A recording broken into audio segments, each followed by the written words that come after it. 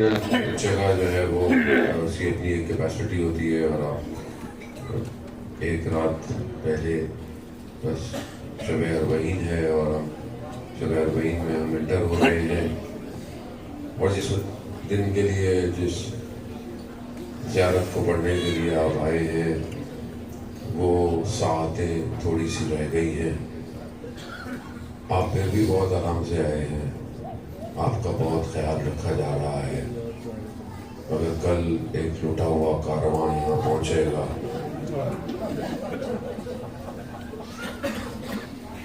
آپ ان دردوں کو محسوس نہیں کر سکتے جو مائیں اپنے بیٹوں کے بدن کربلا چھوڑ کے گئی تھی۔ کل وہ مائیں نہ جانے کس طرح آ کر اپنے بچوں کا پرسات ہے۔ تو یقیناً سعادت کی بات ہے اور شکر خدا کا مقام ہے زیارت اربعین، اور یہ اربعین کی فضیلت ایسی ہے کہ ہمارے استاد آیت اللہ تحریری فرماتے ہیں کہ ہر چیز کا ریٹرن اس کی کیپیسٹی کے ساتھ ملتا ہے۔ آپ کوئی کام کریں، آپ کو اس کے ریٹرن میں کچھ ملے گا۔ اب جتنی آپ کی کیپیسٹی ہوتی ہے اتنا ہی آپ اس ریٹرن کو ریسیو کرتے ہیں۔ وہ فرماتے ہیں کہ اربعین کی زیارت کا ثواب اتنا زیادہ ہے کہ اس دنیا میں اتنی ظرفیت ہی نہیں کہ اس ثواب کو آپ کو دیا جائے۔ یہ زیارت روز آخرت، روز محشر، یہ زیارت ظہور کرے گی جو آپ نے کی تھی، تو پتہ چلے گا کہ اس زیارت کا ثواب کتنا زیادہ ہے۔ یقیناً اللہ کی بارگاہ میں شکر گزار ہیں، خدا نے ہمارا انتخاب کیا۔ جو لوگ نہیں آئے ان سب کی طرف سے ہم لوگ نائب الزیارہ ہیں، ہمیں سب کی طرف سے زیارت کرنی چاہیے۔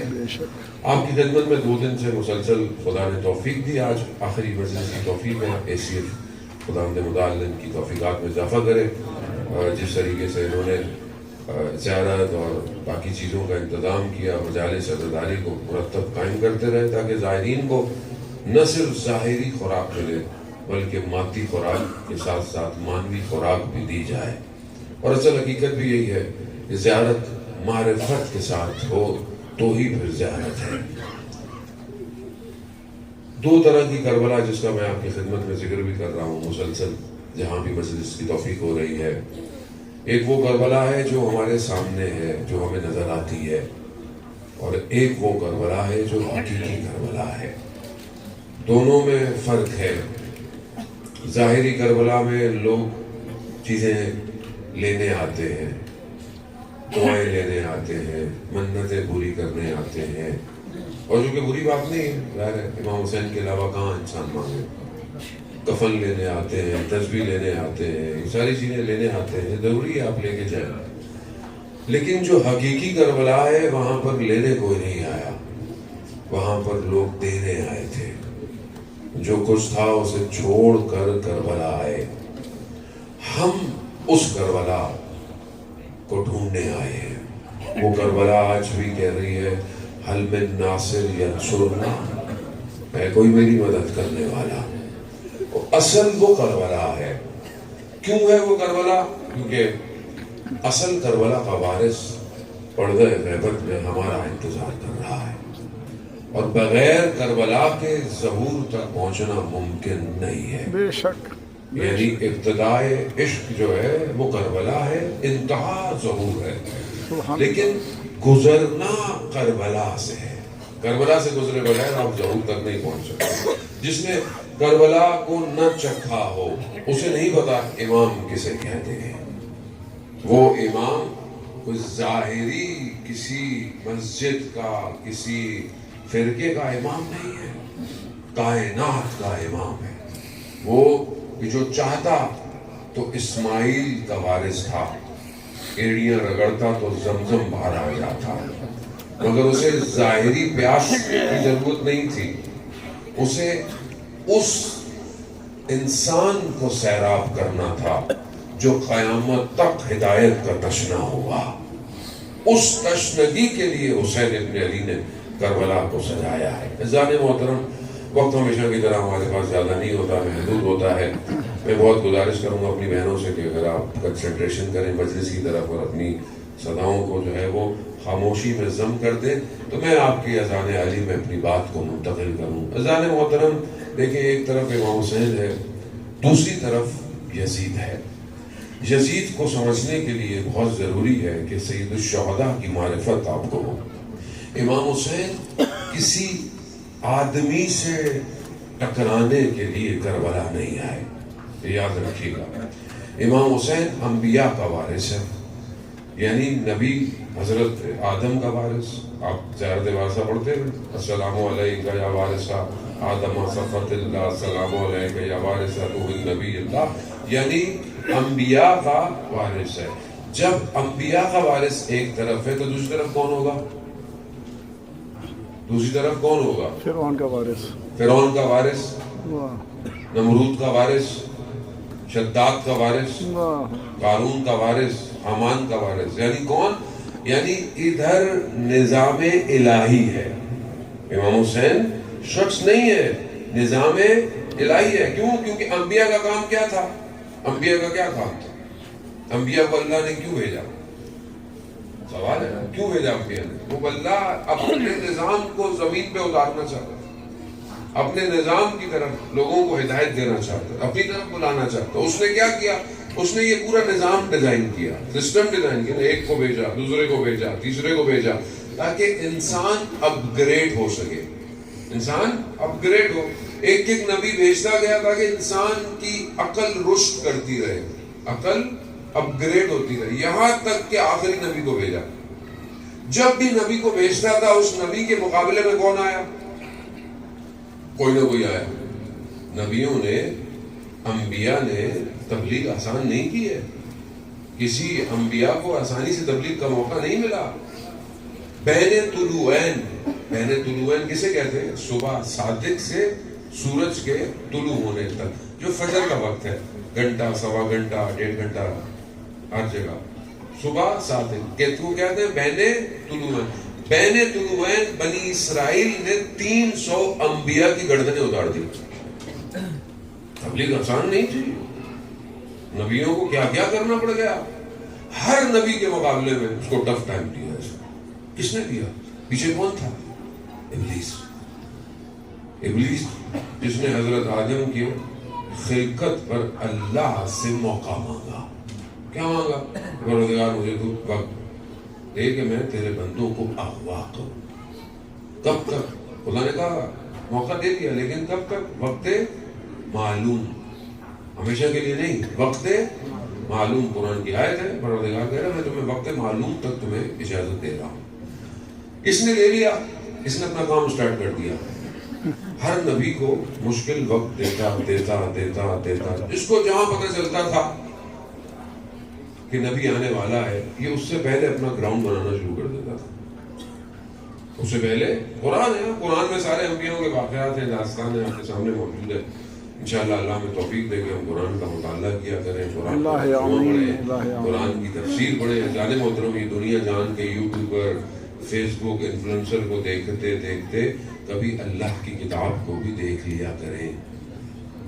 یہ تو پتا ہوتا ہے کہ کرکٹر کیا کر رہا ہے، فٹ بالر کیا کر رہا ہے، کپڑے کون سے پہن رہا ہے، گاڑی کون سی ہے.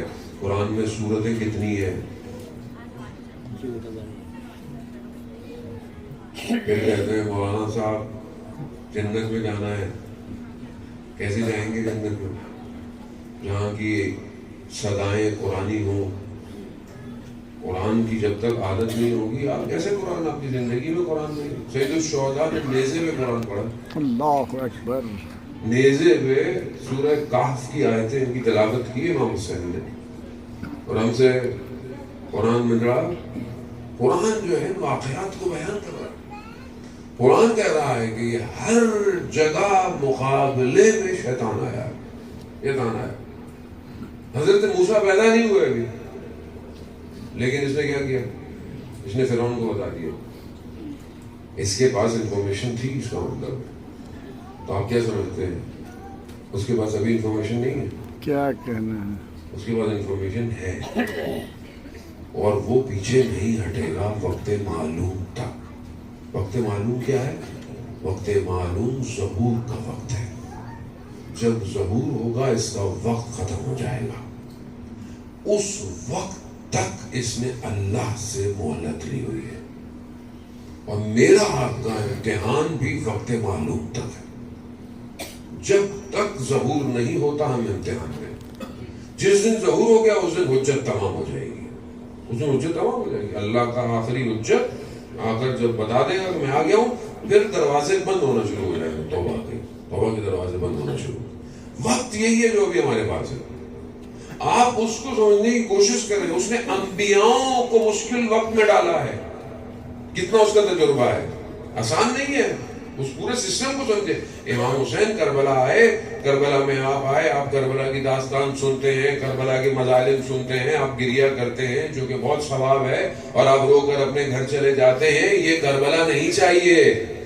کربلا وہ چاہیے کہ جو کربلا آیا وہ واپس نہیں گیا، اس نے بدن کے ٹکڑے کروا دیے مگر واپس نہیں گیا، یہ کربلا چاہیے۔ اگر یہ کربلا ہے تو وہ آئے گا جو ظہور کا انتظار کر رہا ہے۔ لیکن میں اور آپ اگر اپنی دعائیں مانگ کر اپنے گھر چلے جائیں گے وہ نہیں آئے گا۔ لیکن اس خوش فہمی مت رہے کہ اگر ہم ٹھیک نہیں ہوئے تو وہ نہیں آئے گا، نہیں۔ اللہ قوموں کو پیدا کرتا ہے، اور اس نے ایک قوم کو پیدا کر دیا ہے جو آج دنیا میں بتا رہی ہے کہ بدن کے ٹکڑے ہو جائیں ہم ایک قدم پیچھے نہیں ہٹیں گے۔ سبحان اللہ، سبحان اللہ۔ بتا دیا ہے آپ کے سامنے، نہ کوئی خوف نہ کوئی خطر۔ 168 مناب کی بچیوں نے اپنے بدن کی پروازوں سے دکھا دیا کربلا آج بھی زندہ ہے، آج بھی زندہ ہے۔ یہ جذبہ چاہیے، ہر جگہ آیا۔ فرعون کو بتایا اس نے، موسیٰ بچہ پیدا ہونے والا ہے، کوئی تو اس کے پاس خبر ہے، اسے بچے سے کیا پرابلم ہے؟ کوئی چیز ہے جو اللہ دے رہا ہے، اور یہی چیز ابلیس کے لیے مشکل ہے۔ اور بھی تو بچے تھے، ایک بچے سے کیا مشکل ہے؟ کیونکہ اسے پتا ہے کہ اس بچے کے پاس ایک خاص چیز ہے جس سے یہ کائنات پلٹ دے گا، اور یہی ٹریول کرتا کرتا کرتا وہ خلاصہ آپ کی خدمت میں پیش کرنا ہے عزیزان محترم۔ یہ آخری نبی تک آ گیا۔ آخری نبی کی جب ولادت ہوتی ہے، نور جو ہے وہ خانہ کعبہ کی طرف آتا ہے، اور یہ خود جب اسے پتہ چلتا ہے تو یہ کوشش کرتا ہے کہ یہ خانہ کعبہ مکہ کی طرف آئے۔ تو کہتے ہیں کہ حضرت جبرائیل نے اسے روک دیا، کہا تم نہیں آ سکتے، کہا آخری نبی آ گیا، اور اس نے چیخ بلند کی ہے، لیکن کہا کہ میں امت میں داخل ہو سکتا ہوں؟ اس نے بولا ہاں امت میں داخل ہو سکتے ہو۔ بس یہ ہنسی خوشی واپس چلا گیا۔ آخری نبی نے اپنی بعثت کے اعلان سے پہلے اپنے آپ کو صدیق اور امین کہلوا دیا، مان گئے، پہاڑی پہ چڑھ گئے، پہاڑی پہ کھڑے ہو گئے، اور کیا کہا؟ اگر میں تمہیں کہوں کہ دشمن پیچھے سے آ رہا ہے تو کیا کرو گے؟ کہا ہم آپ کی بات پہ یقین کریں۔ کیوں؟ کیونکہ آپ امین اور صدیق ہیں۔ وہیں پر پروفٹ نے کہا کہو کہ اللہ ایک ہے، لا الہ الا اللہ۔ وہ جو امین اور صدیق کہہ رہے تھے، جب ان کے خداؤں کی گفتگو آئی فوراً انکار کر دیا۔ بھائی امین اور صدیق کہہ رہے تھے نا، مانو؟ نہیں، ہمارے خداؤں کو برا کہہ رہا ہے۔ مسئلہ خداؤں کا نہیں تھا، بس یہاں آپ کی توجہ بتانے کو جانے محترم، مسئلہ خداؤں کا نہیں تھا، مسئلہ بتوں کا نہیں تھا۔ ان کو بھی پتا تھا ان بتوں نے کیا کرنا ہے۔ مسئلہ بتوں کی آڑ میں اکنومیکل کوریڈور کا تھا۔ یہاں غور کرے گا، تاریخ پڑھ کے گھر چلے جاتے ہیں، اس لیے آج تک ہمیں سمجھ میں نہیں آئی تاریخ۔ عزیزان محترم، بتوں کا مسئلہ نہیں تھا، لات و عزا اور اس کا کیا مطلب، ان کو پتا تھا پتھر ہے یہ کیا کریں گے۔ مسئلہ یہ تھا کہ ان کی جو عبادت پہ آتا ہے ہمارا سیٹ اپ چلتا ہے۔ انہی کے پاس تھا نا، یہ اتنا بڑا سیٹ اپ تھا۔ وہ جو نجاشی تھا، حبشہ کا رہنے والا، جب اس نے ایک عبادت گاہ بنائی تو لوگ آتے ہی نہیں تھے، تو ان کا یہاں کیوں نہیں آتے؟ کہا بھائی وہ اتنی بڑی عبادت گاہ بنی ہوئی ہے وہاں پر، خانہ کعبہ مکہ. اس نے اچھا کہا میں تباہی کرنے جا رہا ہوں. کیا لے کر آیا؟ قرآن ہے نا، سورہ فیل. کیسے آیا؟ اونٹوں کا لشکر لے کر آیا، اونٹ لے کر آیا. پہنچا، آتے ہی 100 جو ہاتھیوں کو لے کر آیا، آتے ہی 100 اونٹ حضرت عبد المطلب رسول خدا کے دادا تھے قبضے میں کر لیے، قریب میں قبضے میں کر لیے. اب اس وقت بہرحال اس بزرگ وہی تھے، وہ آئے تو انہوں نے کہا میرے اونٹ واپس. کہا میں تمہاری اس عبادت گاہ کو ختم کرنے آیا ہوں، تمہیں اپنے اونٹوں کی بڑی ہوئی ہے. کہا میں اونٹوں کا مالک ہوں، جو اس گھر کا مالک ہے وہ خود بچائے گا. اور پھر کیا ہوا؟ تیرن ابا بیل، یعنی ختم کر دیا، بز بنا دیا. تو اب یہ اتنا بڑا سیٹ اپ تھا ان کے پاس جو بتوں کے سیٹ اپ میں چل رہے تھے. انہوں نے کہا کہ رسول کی بات مان لی تو یہ تو ہمارا سب ختم ہو جائے گا. یہ ختم ہو گیا تو یہاں پہ جو اتنے لوگ آتے ہیں، اتنی اکنومیکل ہب بن جاتا ہے، لوگ ٹریول کرتے ہیں، ہمارا بزنس چلتا ہے، ہمارا کاروبار چلتا ہے. وہ مکہ قریش کے ان کے کاروان چلتے تھے، سب سسٹم تھا ان کا. گاڑی تو سارا سیٹ اپ بند ہو جائے گا. نہیں نہیں نہیں نہیں، آپ ایسا کر لو، یہ کر لو، وہ کر لو، یہ لے لو، وہ لے لو. یہ کیا نا رسول کے ساتھ. رسول نے کیا کہا حضرت ابو طالب کو؟ کہا چچا اگر میرے ایک ہاتھ میں سورج اور ایک ہاتھ میں یہ چاند بھی رکھ دے، میں ایک قدم پیچھے نہیں ہٹوں گا. ریزسٹنس اکنومیکل کوریڈور تھا. جب تک اکنومی پہ ہاتھ نہیں رکھا، جب تک امین اور صدیق ہے. 22,000 فلسطین کے بچے مر گئے، کسی مسلمانوں کو حیا تک نہیں آئی. جیسے ہی علی والوں نے پانی کے نبض پہ ہاتھ رکھا، پانی کے نبض پہ، سبحان اللہ سبحان اللہ، اکنومیکل کوریڈور ہے، دنیا کا 30% پیٹرول جاتا ہے. جیسے ہی دبایا مسلمانوں کی چیخیں نکل گئی. کیا کر رہے ہیں، کیا کر رہے ہیں؟ تو وہ کیا کر رہے تھے اس دن تمہیں غیرت نہیں آئی؟ سبحان اللہ سبحان اللہ. 22,000 فلسطین کے بچے مار دیے. نہیں نہیں نہیں، عزیزان محترم سمجھنے کی کوشش کریں.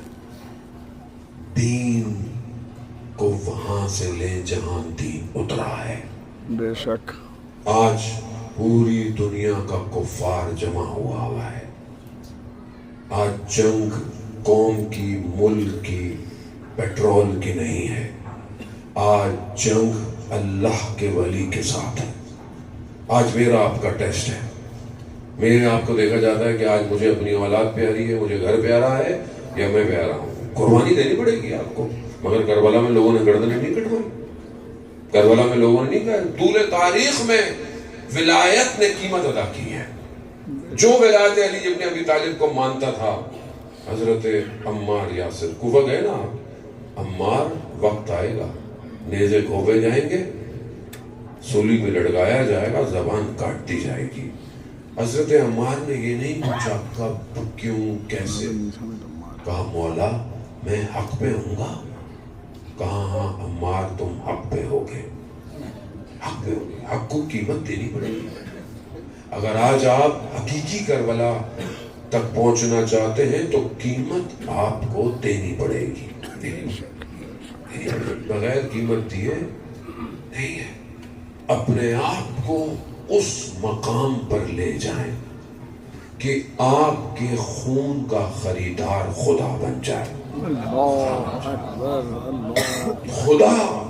خدا جس کے خون کا خریدار بن جائے، پھر خدا اسے مرنے نہیں دیتا. بدن کے ٹکڑے بھی ہو جائیں پھر بھی 1400 سال بعد السلام علیکہ یا ابا عبداللہ. اور جو ساتھ بھی کٹ گئے السلام علیکہ یا اصحاب الوسع، زندہ ہے. ڈیفینیشن چینج ہے. اگر آپ اس خوف میں کربلا ہیں تو پھر آپ غلط آ گئے. کربلا اب وہ وقت آ گیا ہے، اب وقت دور نہیں ہے. اب مجھے اور آپ کو اپنے آپ کو تیار کرنا ہے. کب تک ہم اپنی زندگیوں میں اپنے ریلیکس موڈ میں اپنی زندگیوں کو کیا کریں گے؟ یوسف زہرا تنہائی میں کھڑا ہماری طرف نگاہیں کر رہا ہے، جانے موت ہم دیر کر رہے ہیں، ہماری وجہ سے ضرور دیر ہو رہا ہے، اپنے آپ کو بہرحال بلائیں۔ یہاں بہت ضروری ہے جانے محترم، کیونکہ بہرحال آپ مجلس آپ کی اور اس کے بعد جلوس بھی ہے، عزیزان محترم اپنے آپ کو اس قابل کریں کہ آخری رسول جو دے کر گئے ہیں اسے سنبھال کر رکھیں۔ سسٹم فرقے کا نہیں ہے، بات فرقوں کی نہیں ہے، بات نظام الہی کی ہے۔ جب آخری پیغمبر آئے اور یہ جب مایوس ہو گئے، یہ مایوس ہو گئے، انہوں نے سب کر لیا لیکن رسول رکے نہیں، یہ مایوس بیٹھے ہوئے تھے۔ رات کو ابلیس ان کے پاس آیا، وہی جو ہر نبی کے مقابلے میں آیا تھا۔ اس نے جب ان کو پریشان دیکھا تو اس نے بولا کیا پریشانی؟ کہا ہمارے درمیان میں شخص کھڑا ہو گیا ہے جو کہتا ہے میں اللہ کا نبی ہوں، اب ہم کیا کریں؟ کہا تو کیا کریں؟ کہا ختم کر دو، نعوذ باللہ، ختم۔ دشمن کا آخری حربہ، آخری جو اس کے پاس سٹیپ رہتا ہے وہ ٹیررزم۔ جب وہ دیکھتا ہے کہ کریکٹر ریزسٹیشن نہیں کر پایا، ڈرا نہیں پایا، روک نہیں پایا، سینکشنز لگا کے کچھ نہیں ہوا، اب مار دو۔ دشمن کیا ہوتا ہے؟ وہ کہتا ہے مار دو، لیکن وہ یہ بھول جاتا ہے کہ یہاں مرنے کی ڈیفینیشن چینج ہے، یہاں مرتا کوئی نہیں ہے، جتنا کاٹو گے اتنا وہ ابھرتا ہے، اتنا ابھرتا ہے نا۔ آپ کے سامنے آیت اللہ خامنائی کو جس طرح شہید کیا، سمجھا کہ کہانی ختم ہو جائے گی، حکومت بدل جائے گی، مگر اسے کیا پتا تھا عطر کے بوتل کی ڈھکن کو جب ہٹا دیا جائے تو خوشبو پورے عالم میں پھیل جاتی ہے۔ واہ واہ واہ واہ، سبحان اللہ سبحان اللہ، یا علی یہ یا خوشبو علی۔ پھیل گئی، امت بیدار ہو گئی، نہ فرقہ نہ مذہب، سب پہچانتے ہیں کہ ہاں شخص یہی تھا جو اپنے جد کے قدموں پہ چلتا ہوا کربلا کے راستے پر بدن کے ٹکڑے کرا گیا، وہ یہی ہے۔ اب اس نے بھی یہ کہا کہ ختم کرو رسول کو۔ انہوں نے کہا کیسے کریں؟ بڑا قبیلہ ہے، کہا سارے قبیلوں سے ایک ایک فرد کو جمع کرو اور اٹیک کر دو تاکہ یہ سب سے نہیں لڑیں گے۔ ابلیس ہے نا، ابلیس کو کہاں سمجھے؟ انہوں نے رات کی تاریکی میں حملہ کیا رسول کے گھر پہ۔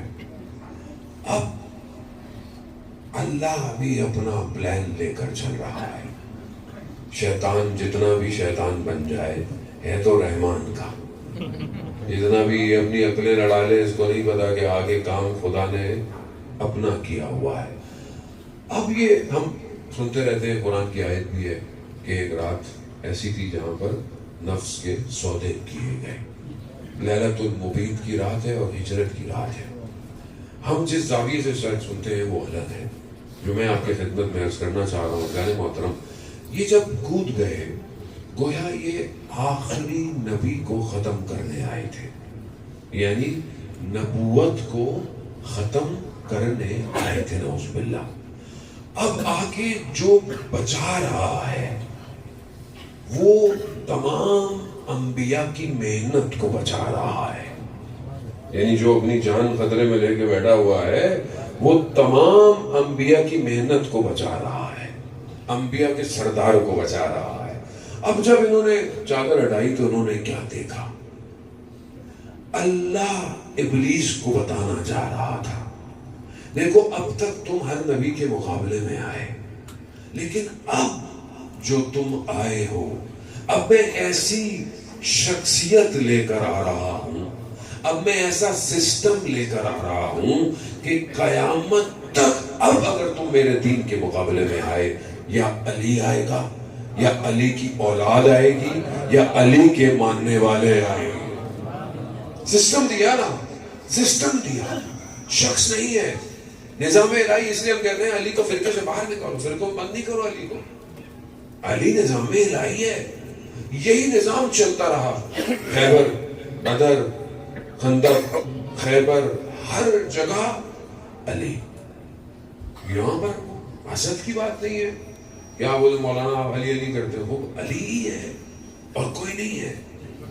باقیوں سے ہمیں کوئی مسئلہ اپنی جگہ پر، ہر کسی کا اپنا اللہ نے مقام دیا، جو بھی ہے سب اپنی جگہ مبارک. لیکن علی نظام الہی ہے، یہ نظام الہی بن کر دکھایا گیا، اور یہ ایسا نظام ہے جو قیامت تک کی یزیدیت ہو، فرعونیت ہو، اس کے مقابلے میں آ گیا. ایسا نظام آیا، کل کا کل ایمان، کل کے کل کفر کے مقابلے میں جا رہا ہے. جنگ خندق میں تھا نا، جب رسول خدا نے حضرت علی کو بھیجا تو کیا کہا؟ کل کا کل ایمان. کل یہ نہیں کہا آج کا ایمان، مدینہ کا ایمان، فلانی ہجری کا ایمان، نہیں، قیامت تک کا ایمان کفر کے مقابلے میں جا رہا ہے. اب جب بھی کفر جمع ہوگا، پوری دنیا کفر جمع کر لے، وہی کھڑا ہوگا جو کل کے کل ایمان کے ماننے والا ہوگا، اور وہ کھڑا رہے گا. عزیزان محترم، وہ حجت خدا قیامت سے پہلے اہل سنت کی کتابوں کے اندر بھی ہے. ایک دن بھی رہ جائے گا، اللہ اس دن کو لمبا کر دے گا، اور اس دن وہ آئے گا جو رسول کے نام کے جیسا ہوگا، رسول کی اولاد سے ہوگا، اور دنیا کو عدالت سے بھر دے گا جیسے وہ ظلم سے بھری ہوئی تھی. بس اب ہمیں اپنے آپ کو دیکھنا ہے کہ ہم اس جگہ پر کہاں. تو اب آپ یہ دیکھیں کہ جو کربلا آیا وہ صرف رسول کا نوازہ نہیں ہے، وہ صحابی نہیں ہے، صرف وہ نظام الہی ہے. اس نظام کے مقابلے میں کون ہے؟ فرعون، پورا نظام حاکمیت کا، قارون یعنی پورا فائنینشل سسٹم، اور اسی طرح شداد. یہ سسٹم ہے، اور آج یہ سسٹم ہماری زندگی میں پینیٹریٹ کر چکا. آج دشمن کو ہمیں قبضہ کرنے کی ضرورت نہیں ہے، آج دشمن نے ہمارے ذہنوں کو کنٹرول کر لیا ہے. کیسا نظام ہے اس کا؟ جیسے مکڑی کا جالا، قرآن کیا کہتا ہے سورہ عنکبوت میں؟ مکڑی کا جالا، مکڑی کا گھر سب سے سست ترین گھر ہے. سست ترین، کمزور نہیں کا، سست ترین کا. کیوں؟ سائنس کہتی ہے کہ اگر مکڑی کے جالے کو ایک مضبوط وائر بنائی جائے تو فولاد سے زیادہ مضبوط ہے. مضبوطی کا مسئلہ، کمزوری کا مسئلہ نہیں ہے، سست ترین گھر ہے. سٹرکچر کیا ہے؟ مکڑی کے گھر کی خاصیت یہ ہے، مکڑی کے گھر میں دیواریں نہیں ہیں. مکڑی کا گھر وفا پہ قائم نہیں ہے، یاد رکھیے گا. بس یہ نقطے آپ کے اذان عالی میں منتقل کروں اور آپ سے التماس سے دعا. مکڑی کا گھر وفا، کیوں وفا نہیں ہے؟ کہ جو اس کا کپل ہوتا ہے، جو اس کی نر اور مادہ ہوتا ہے، میل فیمیل، وہ سب سے پہلے میل کو مار دیتی ہے. پھر جب اس کے بچے ہوتے ہیں تو بچے خود اپنی ماں کو مار دیتے ہیں. وفا اس گھر میں نہیں ہے. یہ ڈیزائن ایسا کیا جاتا ہے کہ جو اس میں پھنستا ہے اسے پتہ نہیں چلتا کہ وہ پھنسا ہے. وہ سمجھتا ہے کہ یہ ایک ہی لیئر ہے، ٹانگ اٹھتا ہے، پاؤں اٹھتا ہے، اور وہ پھنستا ہے.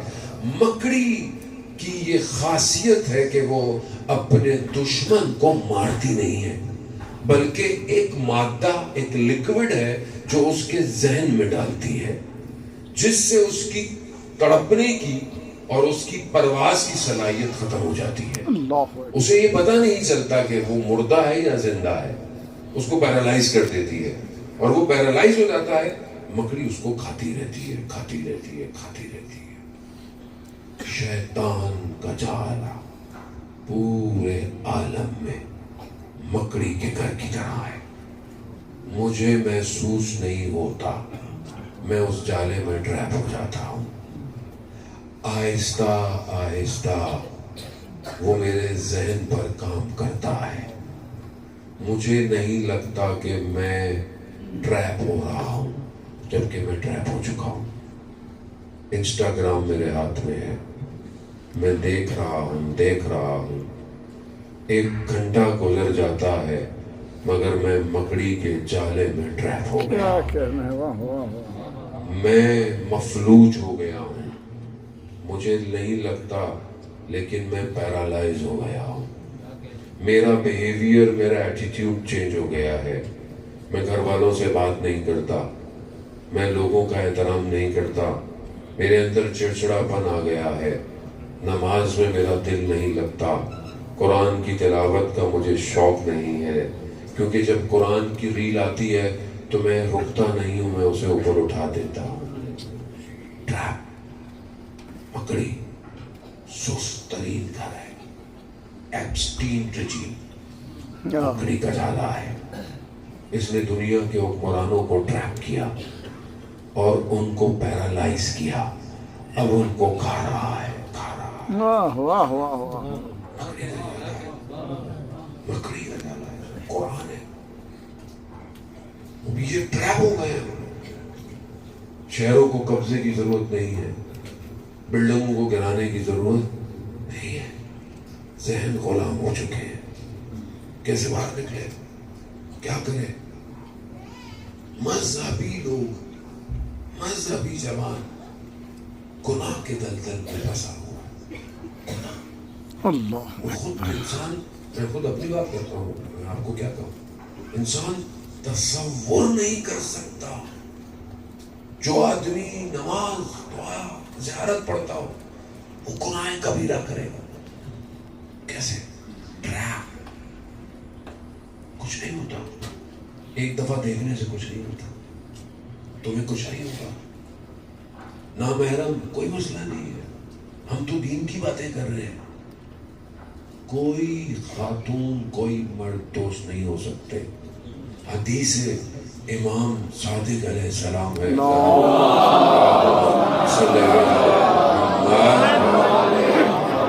امام کی حدیث ہے, کالا امام صادق ہے, دو نامحرم ایک کمرے میں ہوں, تیسرا شیطان ہوتا ہے. کمرے سے ضروری مراد نہیں کمرہ ہو, واٹس ایپ کا چیٹ روم کمرہ ہے, انسٹاگرام کا ڈی ایم کمرہ ہے, ٹک ٹاک کا میسنجر کمرہ ہے. کمرہ, دو نامحرم, تیسرا شیطان. ٹریپ. جو جوان ٹریپ ہو جائے وہ تہجد کیسے پڑھے گا؟ جو جوان ٹریپ ہو جائے وہ امام کے کیا کام آئے گا؟ جس کا ذہن صبح شام روٹیٹ کر رہا ہو وہ امام زمانہ کے لیے کریٹیوٹی نہیں کر سکتا. سمجھنے کی کوشش کریں. ذہن موت. بس آپ بولے مولانا صاحب بتا دیے تبھی پھنس گئے, تبھی کیا کریں, نکلے کیسے علی؟ ذہن محترم, بہت آسان راستہ, بہت آسان راستہ. دنیا کا کوئی در نہیں جو نجات دے سکے سوائے در حسین کے. ارے حسین, ان الحسین, کس نے کہا؟ جسے نبوت سے پہلے لوگ امین اور صدیق کہتے تھے. امین اور صدیق کیا کہا؟ ان الحسین مصباح الہدی وسفینۃ النجات. بے شک ہدایت کا چراغ, نجات کی. یعنی جب بھی تم ڈوبنے لگو حسین کی کشتی کو پکڑ لو, پکڑ لو, حسین نہیں جانے دے گا. سب تمہیں چھوڑ, لبیک یا حسین, لبیک یا حسین, لبیک یا حسین. جانے والا بہرحال یہ سمجھنے کی کوشش کریں, یہ در حسین کا در ہے. یہ پوچھتا نہیں ہے تم نے کتنی غلطیاں کی. کریم ابن کریم ہے, کریم. وہ مشہور واقعہ آپ سنتے رہتے ہیں, میں نے کئی دفعہ پڑھا بھی ہے کہ ایک عالم دین رات کو مجلس پڑھ کر تہران کی گلیوں سے گزر رہے تھے. ایک شخص نشے کی حالت میں ہے, صحیح حالت نہیں ہے, آ کر روک لیا. مولانا کہاں مجلس پڑھ کے آ رہے ہیں؟ کہا کبھی ہمارے لیے بھی مجلس پڑھ دو. سولا میں اب اس سے کیا بحث کروں. کہا دیکھو مجلس کے لیے ممبر کی ضرورت ہوتی ہے, ابھی تم بلاؤ تو ہم پڑھ دیں گے آگے. تو وہ فوراً جھک گیا, کہا میری کمر ممبر ہے, بیٹھ جائے. وہ مولانا کہتے ہیں میں بیٹھا عالم دین, میں نے صرف اتنا کہا السلام علیکم یا عباد اللہ. کہا وہ کانپنے لگا, میں نے کہا اس سے پہلے کہ گر نہ جائے، میں اترا، دیکھا اس کی آنکھوں میں آنسو رو رہا ہے۔ کہا میں مولانا آپ کو گھر تک چھوڑا ہوں؟ میں نے کہا نہیں میں چلا جاؤں گا۔ کہا نہیں، کوئی آپ کو تنگ نہ کرے۔ جیسے ہی میں اپنے گھر کے دروازے پہنچا اس نے مجھ سے کہا میں ایک سوال پوچھ سکتا ہوں؟ کہا پوچھو۔ کہا کیا روز محشر منبر حسین جہنم میں جلایا جائے گا؟ میں نے کہا نہیں، منبر حسین جہنم میں نہیں جلایا گا۔ حسین کتنا قریب ہے، ہم نہیں سمجھ پائے اور نہ ہم سمجھ سکتے ہیں حسین کو۔ جو روز عاشور یہ کہہ دے اللہ کی بارگاہ میں توبہ کر لو، میں اپنے جوان بیٹے کا خون معاف کر دوں۔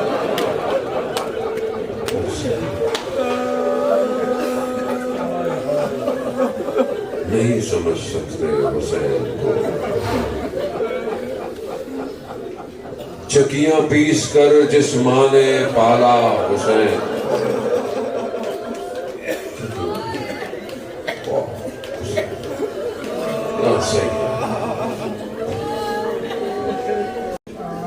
بڑی محبت تھی جناب سید آپ کو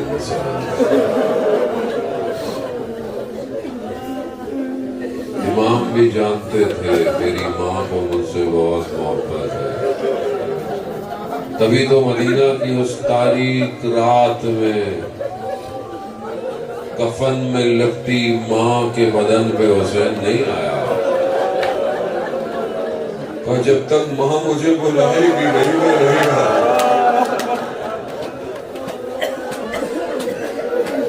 کفن کے بند ٹوٹے، دو ہاتھ بلند ہوئے، لیا لیا قربان جاؤں جناب سید بولا گا۔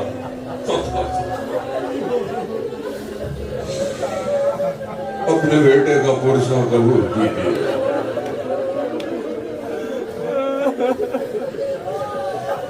ان کی بارگاہ میں حضرت اران محترم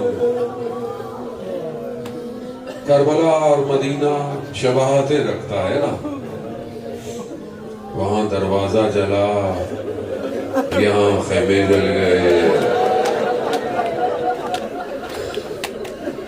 باقی میری ہمت نہیں ہے پڑھنے کی مدینہ میں کیا ہوا اور کربلا میں تماچے کس کو لگے۔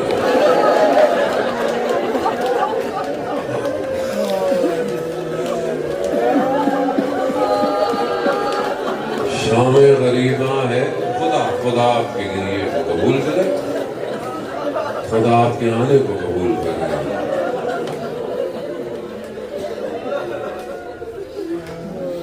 شام غریباں ہے اور جناب زینب بچوں کو ڈھونڈ رہی ہے،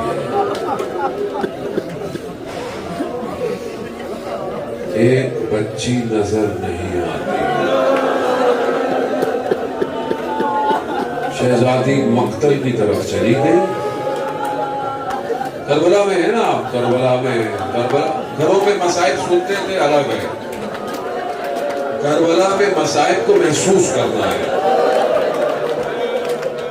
خیمے گاہ امام حسین کے حرم کے پیچھے ہے۔ مقتل کہاں تھا؟ جہاں حرم ہے، جہاں حرم ہے نا یہیں پر لاشیں بکھرے پڑے تھے۔ رات کی تاریکی ہے، روشنیاں نہیں ہے کربلا میں، اندھیرا ہے، رات ہے اور سب بکھرا پڑا ہے، سر موجود نہیں ہے۔ شہزادی مقتل کا رخ کرتی ہے، ایک سر بریدہ بدن پر بچی سو رہی ہے۔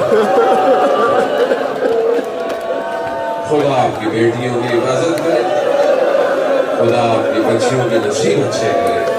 سو رہی ہے، بچی سو رہی ہے، چھوٹی بیٹی باپ کے سینے پہ سوتی ہے، سوتی ہے۔ میری بیٹی چھوٹی بڑی ہو گئی لیکن ہے تو چھوٹی، سینے پہ سوتی ہے، اس کو باپ کا سینہ اچھا لگتا ہے۔ شہزادی نے کہا بیٹا کیا کر رہی ہو؟ کہا پھوپھی جان آپ تو جانتی ہیں ہمیں بابا کے سینے کو چھوڑنے آپ کو کیسے پتا یہ آپ کے بابا کا سینہ ہے؟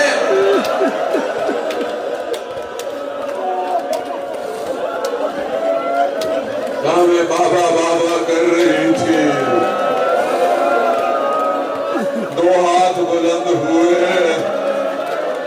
الیہ الیہ،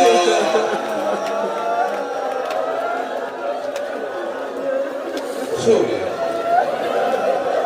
بس یہ آخری سونا تھا، پھر اس بچی کو سینہ نہیں ملے گا، پھر دشت ہوگا، بیاباں ہوگا، اور آخر میں زندان ہوگا۔ بس ہزاروں نے محترم، بس اختصار کے ساتھ رات ہے، آپ نے آگے جلوس میں بھی جانا ہے، ماتم بھی کرنا ہے، مقام سے اتریے گا۔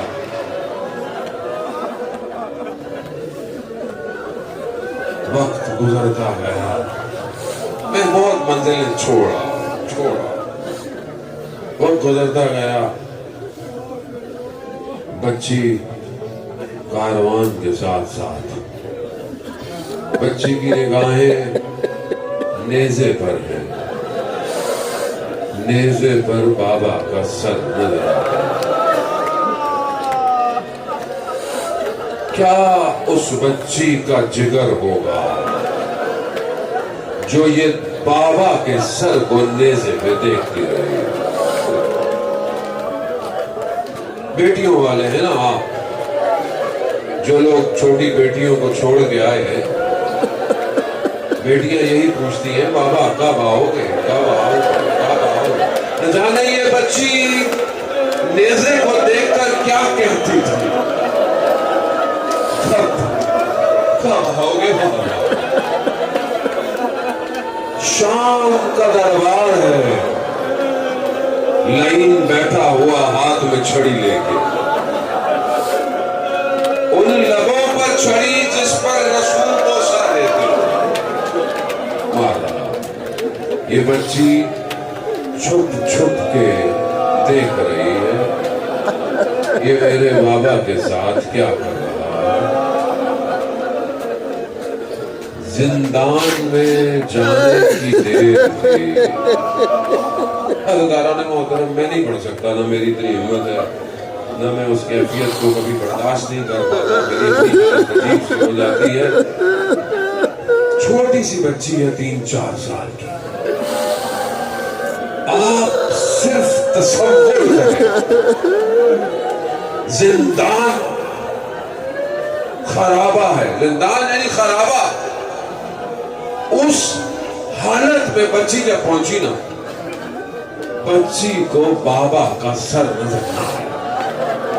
جب تک نظر آتا تھا خاموش رہتی تھی، اب سر نظر نہیں آیا۔ جیسی نظر نہیں آیا نا، زندان میں کہتی ہے بابا بابا بابا۔